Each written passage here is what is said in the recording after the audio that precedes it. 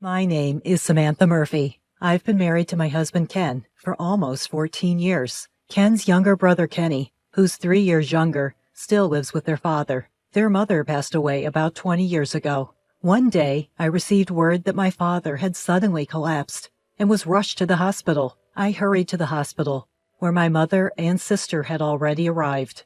They said he didn't have much time left. A few days later, my father passed away. Arranging the funeral, contacting people. There's really a lot to do, as anyone who's been through it knows. But my sister and I agreed to relieve our mother of as much burden as possible. After all, it was the death of someone she'd been with for many years. She didn't say it, but you could tell from her expression. She was trying hard not to trouble us. My brother-in-law also helped, and the day came. That's when something unbelievable happened. My husband didn't show up at all. Neither did my father-in-law or brother-in-law. I couldn't believe it. My husband had occasionally gone fishing with my father, and we'd all gone out to eat together, yet they completely ignored us. I stayed at my mother's family home that night, but I returned the next day and asked for an explanation. "Did you show up yesterday?" To this, my husband answered, scratching his butt. "For what?" "For what?" "My father's funeral. I was golfing with a colleague yesterday." "What?" I was at a loss for words. "Golfing? During my father's funeral?" My husband, without seeming particularly concerned, said something along the lines of, "Huh? So what?" I couldn't believe it. I even found myself wondering, is this man really human?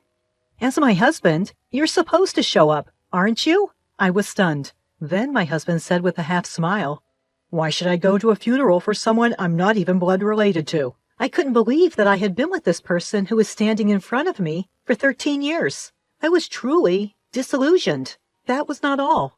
"What about your father and Kenny?" "Well, Dad was probably just lounging at home. And Kenny? He's hooked on some video game." "Wait, they didn't come because of that?" "What do you mean because of that? We're not blood related." I just couldn't make sense of it. I was on the verge of losing my control. Even though we hadn't seen him recently, this was the funeral of a man who'd done so much for us over the years. Plus, this was my own father we're talking about. My anger, sadness, frustration, all came up inside me. This was the first time in my life I'd felt this way. The next day, I went over to my sister's house and told her everything. My brother-in-law was there too. They had the same reaction as me. It was a relief. I knew I wasn't crazy. It wasn't me who was wrong. I needed that validation. My husband, his father, his brother, the 3 men who failed to pay respect to my beloved father.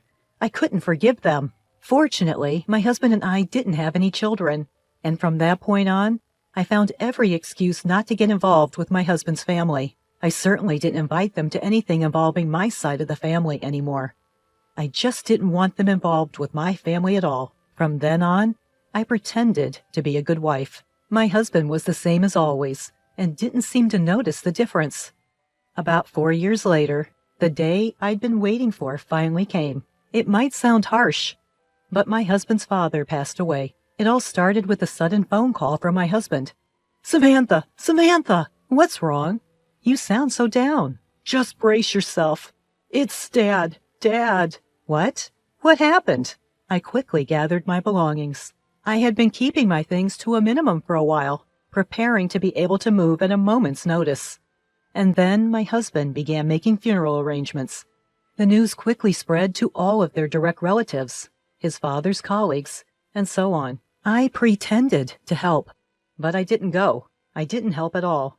I really didn't do anything. I left the house we'd shared, saying I'd catch up later. My husband probably didn't understand what was happening. That night, I went out for dinner and had a great time with my mom and my sister and her husband. Of course, I told the 3 of them that the funeral was today. We really had a good time. In the meantime, my husband kept calling. I completely ignored them. The next day, my husband called me again. "What?" "What do you mean, what? Where are you, and what are you doing?"